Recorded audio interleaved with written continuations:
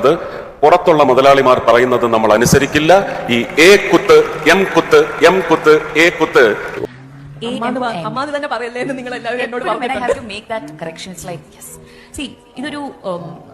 ഒരു കൂട്ടായ്മേനെയും ഇൻസൾട്ട് ചെയ്യാൻ വേണ്ടിയിട്ടല്ല, ബിക്കോസ് ഇതൊരു വലിയൊരു പഠനമായിരുന്നു സർ. എനിക്കത് AMMA ആണ്, association of Malayalam movie artist. ഒരു അസോസിയേഷൻ ആണ്, ഒരു ക്ലബ്ബല്ല, ഒരു കുടുംബമല്ല. നമ്മുടെ ഈ സന്തോഷ കൂട്ടായ്മയ്ക്ക് വഴി തെളിയിച്ചിരിക്കുകയാണ്. ഒരുപാട് ബുദ്ധിമുട്ടിട്ടുണ്ട്. എനിക്ക് മുമ്പ് മോഹൻലാൽ ഇവിടെ വന്ന് സംസാരിക്കണമെന്ന് ആഗ്രഹിച്ചതിന്റെ കാരണം തന്നെ മോഹൻലാൽ എന്തെങ്കിലുമൊക്കെ നമുക്ക് വാഗ്ദാനം തരുമെന്ന് ഞാൻ മോഹിച്ചുപോയി. പക്ഷെ അത് അതിമോഹമാണ് മോനെ എന്ന് പറയുന്ന സിനിമാ ഡയലോഗ് പറഞ്ഞ് ഒതുക്കി കളയരുത്. ഞങ്ങൾ ഇപ്പോഴും മോഹിക്കുന്നു. ശ്രീ മോഹൻലാലിന്റെയും ഒരുപക്ഷെ 6 മാസം മുമ്പ് നമ്മളൊക്കെ ഹൃദയം കൊണ്ട് വോട്ട് ചാർത്തി ജയിപ്പിച്ചെടുത്ത ഒരു സംഘം ഇവിടെ നിന്ന് ഒരു വെറും വാക്ക് പറഞ്ഞങ്ങ് ഇറങ്ങിപ്പോയി എന്ന് മാത്രമേ ഞാൻ കരുതുന്നുള്ളൂ. ആ സംഘം ഈ സംഘടനയെ ശക്തമായി മുന്നോട്ട് നയിക്കാൻ ഒരുപക്ഷെ ഒരു ലോകത്തെ പുതുതായി നമ്മുടെ വീഴ്ചയിൽ നമുക്ക് പരിചയപ്പെടുത്തി തന്നെങ്കിൽ ആ ലോകത്തോട് മറുപടി പറയാനുള്ള ഒത്തുചേരലായി നിങ്ങൾ എല്ലാവരും തിരിച്ച് ഇവിടെ വന്ന് ഈ സംഘത്തെ നയിക്കണം എന്നത് ഒരു അപേക്ഷയല്ല, ഒരാജ്ഞയായിട്ട് തന്നെ എടുക്കണമെന്ന് എല്ലാവർക്കും വേണ്ടിയാണ് ഞാനത് പറയുന്നത്. ഇതൊരാജ്ഞയാണ്. ഞാൻ നവംബർ 1-ാം തീയതി കേരളപ്പിറവി ദിനത്തിൽ അവിടെ പ്രസംഗിച്ചത് തന്നെ ഇവിടെ നിന്ന് ഞങ്ങൾ ഇറങ്ങിപ്പോവുകയാണ്, ഇനി ആരെങ്കിലും ഇത് നോക്കുമെന്ന് പറഞ്ഞ് ഇറങ്ങിപ്പോയവന്മാരെ കുത്തിന് പിടിച്ച് ഇവിടെ കൊണ്ടുവന്ന് ഇരുത്തി ഇതിന്റെ ഭരണം തിരിച്ചേൽപ്പിക്കണമെന്നാണ് പറഞ്ഞത്. അത് ഞാൻ ഇവിടെ ആവർത്തിക്കുന്നില്ല, കാരണം അതിനുള്ള രംഗം സജ്ജമായി കഴിഞ്ഞിരിക്കുന്നു. പുതുതായി ആരെങ്കിലും ഒക്കെ വേണോ? ലാൽ ഇപ്പൊ പറഞ്ഞതുപോലെ ചെറുപ്പക്കാരും കൂടി വന്നോട്ടെ. പക്ഷേ ഇതിന് തഴക്കവും പഴക്കവും ചെന്ന ലോകത്തിന്റെ മുമ്പിൽ ഒരുപക്ഷെ വിരിമാറ് കാട്ടി വിറപ്പിച്ച് നിർത്താൻ കഴിയുന്ന കുറച്ച് ആൾക്കാരും കൂടി ഇതിന്റെ മുൻനിരയിൽ ഉണ്ടാവണം. കുട്ടികളൊക്കെ അത് കണ്ട് പഠിക്കട്ടെ, അവർ പിന്നീട് ഈ സ്ഥാനം ഏറ്റെടുക്കട്ടെ എന്ന് മാത്രമേ ഞാൻ പറയൂ. ഇന്നത്തെ ഈ സംഘം ചേരലിന് നമുക്ക് ഒരുപാട്, ഇപ്പൊ ലാലു തന്നെ പറഞ്ഞു, മരുന്ന് വാങ്ങാൻ വേണ്ടി ഈ കാശ് മോഹിക്കുന്ന ആൾക്കാരുടെ എണ്ണം ഇല്ലാതാവണേ എന്ന്, ഒരു അസുഖവും ആർക്കും വരാതിരിക്കണേ എന്നാണ് ആ പ്രാർത്ഥന. അതിന് പല മാർഗങ്ങളുണ്ടെന്നും അദ്ദേഹം പറഞ്ഞു. അതിന്റെ ചില മുദ്രകളായിട്ട് ഇവിടെ ഗെയിംസും സ്പോർട്സും എന്റർടൈൻമെന്റും ഒക്കെ നടക്കുന്നുണ്ട്. ഇതിന്റെ ഒക്കെ പേരിൽ നമുക്ക് സമാഹരിക്കാൻ, നമുക്കല്ല, ഇവിടുത്തെ ഈ ഹാൻഡ് ഹോക്ക് കമ്മിറ്റി എന്ന് പറയുന്ന ചുണക്കുട്ടന്മാർക്കും കുട്ടികൾക്കും സാധിച്ചിരിക്കുന്നത് 1,62,00,000 രൂപയാണ് സമാഹരിച്ചിരിക്കുന്നത്.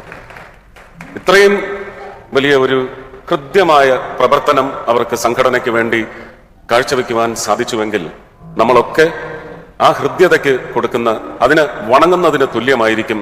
എന്തെങ്കിലും ന്യൂനതകളോ കുറവുകളോ എവിടെയെങ്കിലും ഉണ്ടെങ്കിൽ പോലും എല്ലാവരും ഒത്തുചേർന്ന് നിൽക്കണം.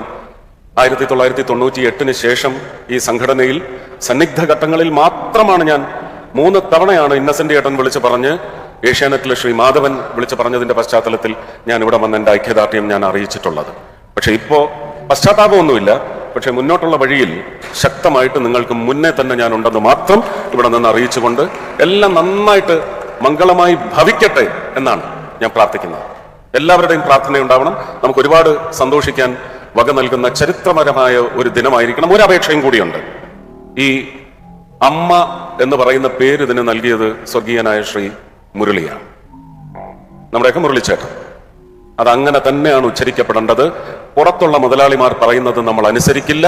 ഈ എ കുത്ത് എം കുത്ത് എം കുത്ത് എ കുത്ത് അത് അവന്മാരുടെ വീട്ടിൽ കൊണ്ട് വെച്ചാൽ മതി. ഞങ്ങൾക്ക് അമ്മയാണ്. Superstardom doesn't give anything to anybody. What's your take on this term, superstar? I don't understand it. അതുകൊണ്ട് ഇപ്പൊ ആർക്കാണ് ഇവിടെ എന്തെങ്കിലും ഗുണം ഉണ്ടായിട്ടുള്ളത് എനിക്ക് അറിയില്ല. I don't know what a super star means. If it is suppose to be influence ആണോ ഉദ്ദേശിക്കുന്നത്, ഇമേജ് ആണോ, താരാരാധന മൂത്ത് ഭ്രാന്താവുന്ന ആൾക്കാർ ഇടുന്നതാണോ എനിക്കറിയില്ല. പക്ഷെ എന്നെ if call me like super actor I will be happy because you know I don't understand star. Mention 3 super actors in Malayalam.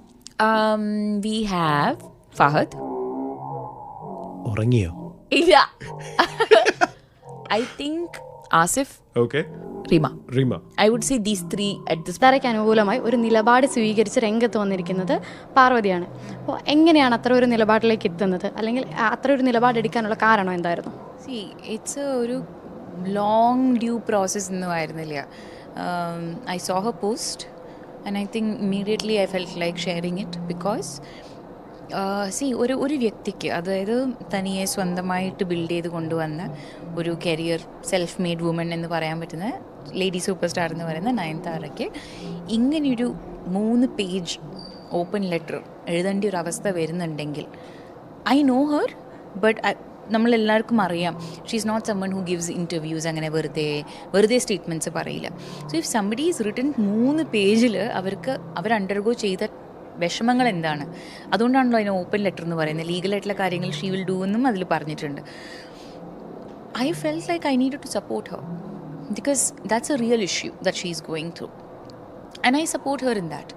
പക്ഷേ ഞാൻ ആദ്യം ചെയ്തുകൊണ്ടാണ് ഫുൾ സപ്പോർട്ട് എന്നൊന്നുമല്ല. I think everybody who support. അപ്പൊ സുരേഷ് ഗോപി എന്തായാലും പാർവതി പറഞ്ഞതിന് നല്ല ചുട്ട മറുപടി കൊടുത്തിട്ടുണ്ടെന്നാണ് എനിക്ക് അതിനെ പറ്റി തോന്നിയത്. സുരേഷ് ഗോപി ഈ അടുത്ത് സുരേഷ് ഗോപിയുടെ പല കാര്യങ്ങളിനകത്ത് എനിക്ക് വിയോജിപ്പുകളും കാര്യങ്ങളൊക്കെ ഉണ്ട്. പക്ഷെ സുരേഷ് ഗോപി ഈ പറഞ്ഞ കാര്യത്തിനോട് ഞാൻ 100% യോജിക്കുന്നു. കാര്യം ഇപ്പൊ ഈ MMMA അല്ലെ AMMA ആ ഒരു അമ്മ എന്നുള്ള സംഭവം ഉണ്ടല്ലോ, അതിനെ അമ്മ എന്ന് വിളിക്കരുത്, AMMA എന്ന് വിളിക്കണമെന്ന് പറഞ്ഞിട്ട് പാർവതി പറഞ്ഞൊരു സംഭവം നമ്മൾ കേട്ടല്ല. അപ്പൊ ആ ഒരു ഇതിനകത്ത് തന്നെ എനിക്ക് പറയാനുള്ളതെന്ന് പറഞ്ഞാൽ ഇപ്പൊ ഓരോരുത്തരും ഇഷ്ടമാണ്. പാർവതിക്ക് ഇപ്പൊ AMMA എന്ന് വിളിക്കണമെന്നുണ്ടെങ്കിൽ പാർവതി വിളിച്ചോ. ആ പാർവതിനോട് ആരോട് അങ്ങനെ വിളിക്കരുത്, നിങ്ങൾ അമ്മാന്നേ വിളിക്കാൻ പാടുള്ളൂ, അങ്ങനെ ഒന്നും ആരും പറയാനുള്ള, നിങ്ങൾക്ക് ഇഷ്ടമുള്ളത് നിങ്ങൾക്ക് വിളിക്കാം. അതേപോലെ തന്നെ പാർവതിക്കും അവകാശമൊന്നുമില്ല ആരോടും പറയാനായിട്ട് നിങ്ങൾ AMMA എന്നേ വിളിക്കാൻ പാടുള്ളൂ, അമ്മ എന്ന് വിളിക്കാൻ പാടില്ല എന്ന് പറയാനായിട്ട് പാർവതിക്ക് യാതൊരു അവകാശമില്ല. അപ്പൊ സുരേഷ് ഗോപി ആ പറഞ്ഞതിനോട് ഞാൻ 100% യോജിക്കുന്നു. കാരണം ഞങ്ങൾ അങ്ങനെ അമ്മാന്ന് തന്നെ വിളിക്കുള്ളൂ, ആ ഒരു സംഘടന എന്ന് വിളിച്ചാൽ അങ്ങനെ വിളിച്ചാൽ മതി. നിങ്ങൾക്ക് അങ്ങനെ വിളിക്കാനാണ് അത് ഓരോരുത്തരുടെ ഇഷ്ടമാണ്. അല്ലാണ്ട് ഇപ്പൊ ഇവർ പറയുന്ന പോലെ അതിനകത്തൊന്നും ഒരു അടിസ്ഥാനമുള്ളതായിട്ട് എനിക്ക് തോന്നിയിട്ടില്ല ഈ പാർവതി പറയുന്നതിനകത്ത്. പിന്നെ പാർവതിയുടെ ഒരു ഡബിൾ സ്റ്റാൻഡേർഡ്, ഈ സൂപ്പർ സ്റ്റാർ എന്നുള്ള വിഷയത്തിനകത്ത് ഡബിൾ സ്റ്റാൻഡേർഡ് നമ്മളിപ്പോ കണ്ടല്ല. അതായത് പാർവതി തന്നെ പറഞ്ഞ് ഈ ആരെ സൂപ്പർ സ്റ്റാർ എന്ന് വിളിക്കാൻ പാടില്ല, എന്തിനാണ് ഈ സൂപ്പർ സ്റ്റാർ എന്ന് വിളിക്കുന്നത്, വെറുതെ നടന്മാരെ എന്തിനാണ് ഇങ്ങനെ പൊക്കിക്കൊണ്ട് നടക്കണമെന്നൊക്കെ പറഞ്ഞ അതേ പാർവതി തന്നെയാണ് ഇവിടെ നയൻതാരേനെ വന്നിട്ട് Nayanthara super star, lady super star നയൻതാരയാണ് നമ്മുടെ, അപ്പൊ അവരെ പോലുള്ളവരിങ്ങനെ പറയുമ്പോഴത്തേക്ക് ഞാൻ സപ്പോർട്ട് ചെയ്യണം. എന്തൊക്കെയാണ് എന്റെ പൊന്നോ, പറയണ വാക്കിനൊരു വിലയില്ലാണ്ട് ഇങ്ങനെ ചാടിക്കൊണ്ടിരിക്കുന്നതാണ്. അപ്പൊ എനിക്ക് ഇത്രയോടെ കണ്ടിട്ട് പറയാനുള്ളൂ. അപ്പൊ എന്താണ് ഇതിനെപ്പറ്റി നിങ്ങൾക്ക് പറയാനുള്ള വീഡിയോ കണ്ടിട്ട് അപ്പൊ ഇഷ്ടപ്പെട്ട സബ്സ്ക്രൈബ് ചെയ്യാം. പലർക്കും അടുത്ത വീഡിയോ കാണുന്നവർക്ക്